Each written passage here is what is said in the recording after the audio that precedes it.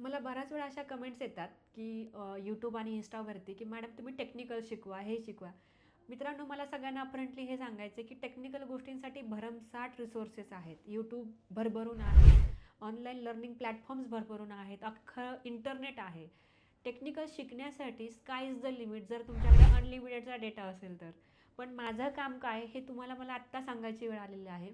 हे बघा मित्रांनो, माझं काम काय आहे की आय टीमध्ये ज्या मुलांची इच्छा आहे की बाबा आय टीमध्ये चांगला जॉब मिळवायचा आहे, पहिला आय टी जॉब मिळवायचा आहे, अशा सगळ्या विद्यार्थ्यांना मार्गदर्शन करायचं काम माझं आहे.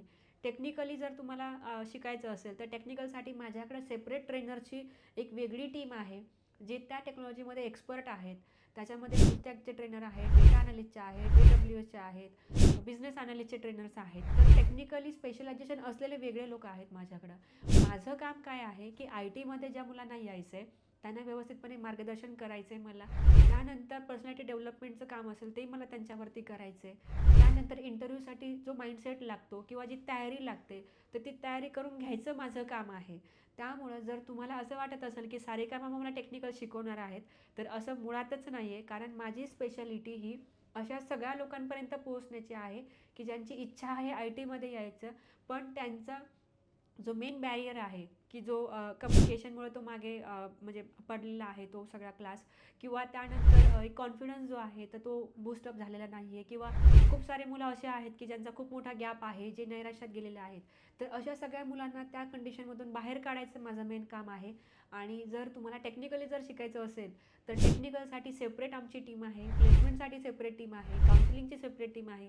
तर अशा टीममध्ये मी स्वतः वर्क करते.